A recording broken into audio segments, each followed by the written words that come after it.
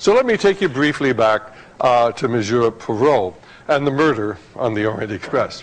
Monsieur Perrault realizes that the murder of Mr. Ratchet is tied in to a kidnapping in the United States. A little girl named Daisy Anderson has been kidnapped, or was kidnapped. A ransom was paid for her return, but instead of returning her, the little girl was murdered. One of the kidnappers was apprehended, and before he was executed, he identified the other kidnapper who had kept all of the money, and it was none other than Mr. Ratchet.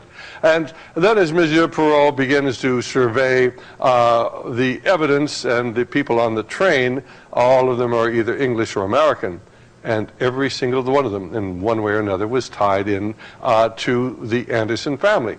Now, of course, Mrs. Anderson, after the death of Daisy Anderson, had a stillborn birth, and then she had committed suicide, and then her husband had committed suicide, and a maid at the compound where the kidnapping had taken place had committed suicide. So there were 5 deaths associated with the kidnapping, and of course, all of them tied back into Mr. Ratchet. And Monsieur Perrault, as he surveys what's going on, makes the observation, there are just too many clues. There are too many clues.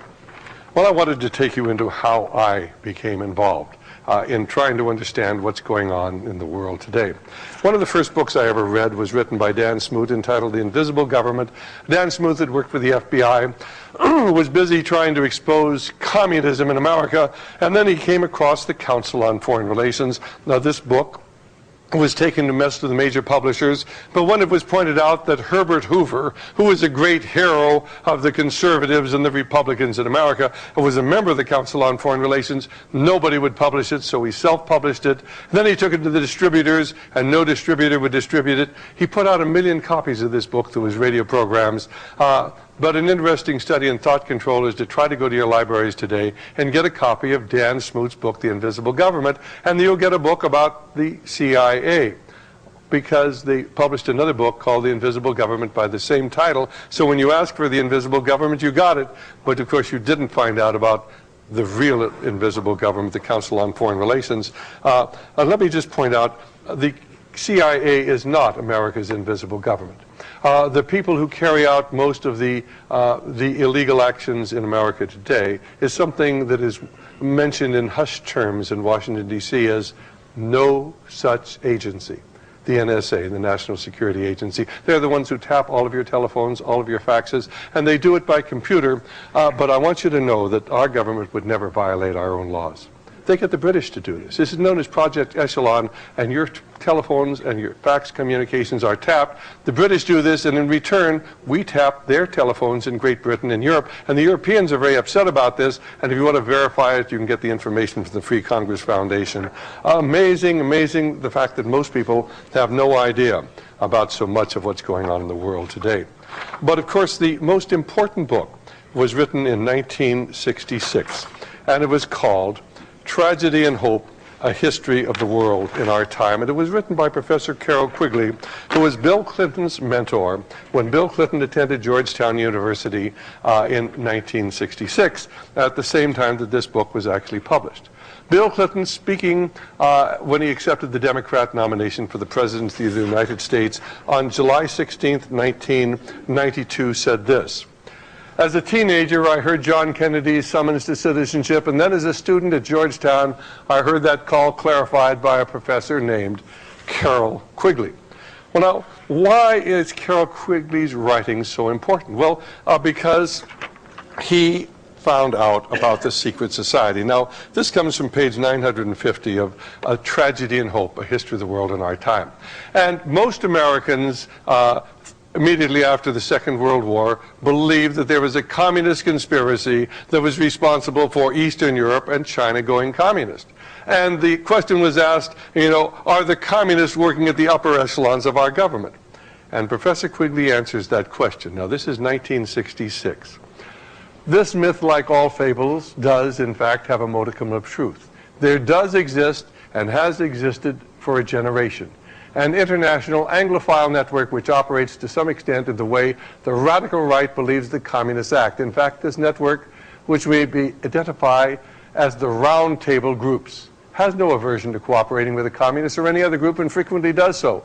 I know of the operation of this network because I've studied it for 20 years and was permitted for 2 years in the early 1960s to examine its papers and secret records. I have no aversion to it or most of its aims and have for much of my life been close to it and many of its instruments. I've objected both in the past and recently to a few of its policies, but in general my chief difference of opinion is it wishes to remain unknown. And I believe its role in history is significant enough to be known. And then, of course, he goes on to explain the joke. And we'll just get down here to the lower part of here. There is, however, a considerable degree of truth behind the joke, a truth which reflects a very real power structure. It's this power structure which the radical right in the United States has been attacking for years in the belief they're attacking the communists.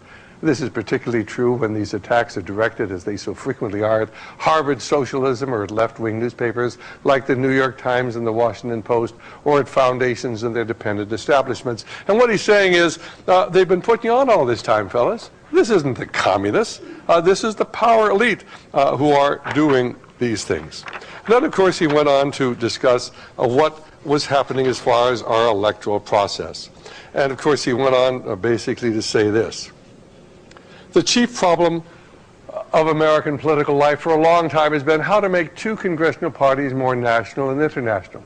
The argument that the two parties should represent opposed ideas and policies, one perhaps of the right and the other of the left, is a foolish idea acceptable only to doctrinaire and academic thinkers. Instead, the two parties should be almost identical, so the American people can throw the rascals out at any election without leading to any profound or extensive shifts in policy.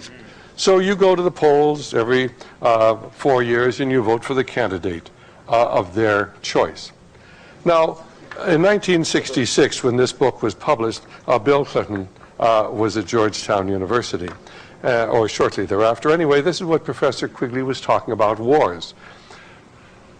The rather naive American idea, and this comes from page, let's see, 1201. The rather naive American idea that war aims involve the destruction of the enemy's regime and the imposition on the defeated people of a democratic system with a prosperous economy, such as they had never previously known, will undoubtedly be replaced by the idea that the enemy regime must be maintained, perhaps in a modified form, so that we have some government with whom we can negotiate in order to obtain our more limited aims. And what Professor Quigley was saying is you're not going into war to win them anymore. And Bill Clinton was smart enough to realize that, of course, it would be very, very foolish for him to go to Vietnam and risk his life in a war that we had no intention of winning. Well, then Professor Quigley went on to give us the background of the secret society that was to come to control the world. And he starts out talking about Professor Ruskin. And here we are. Until 1870, there was no professorship of fine arts at Oxford. But in that year, thanks to the Slade bequest, John Ruskin was named to such a chair. He hit Oxford like an earthquake. Not so much because he talked about fine arts, but because he talked also about the empire and England's downtrodden masses, and above all, because he talked about all three of these things as moral issues. And then let's get down to this level here. Ruskin's message had a sensational impact. His inaugural lecture was copied out in longhand by one undergraduate, Cecil Rhodes, who kept it with him for 30 years. Rhodes feverishly exploited the diamond and gold fields of South Africa, rose to be Prime Minister of the Cape Colony, contributed money to political parties, controlled parliamentary seats both in England and South Africa, and sought to win a strip of British territory across Africa from the Cape of Good Hope to Egypt, and to join these two extremes together with a telegraph line and ultimately with the Cape to Cairo Railway.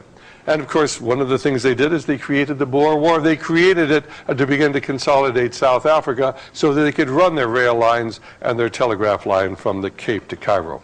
Well, of course, Rhodes died before the war was ever completed, and Lord Milner then went ahead with this. Professor Quigley goes on to tell us how the Council on Foreign Relations, America's Invisible Government, came about. This is on page 952. And he's talking about how, first of all, the Round Table is the front group for the secret society, and then the front group for the Round Table, because you have, like an onion peel, you have layers within layers within layers. front group for the round table was the Royal Institute of International Affairs. Had its nucleus in each existing submerged roundtable group. Now, there's a roundtable group in every Commonwealth country, Australia, New Zealand, South Africa, Canada, Great Britain itself. In New York, it was known as the Council on Foreign Relations. That was a front for J.P. Morgan and Company and the small American roundtable group. There was a roundtable group here. You had people like Thomas Lamont in it, Nancy Astor.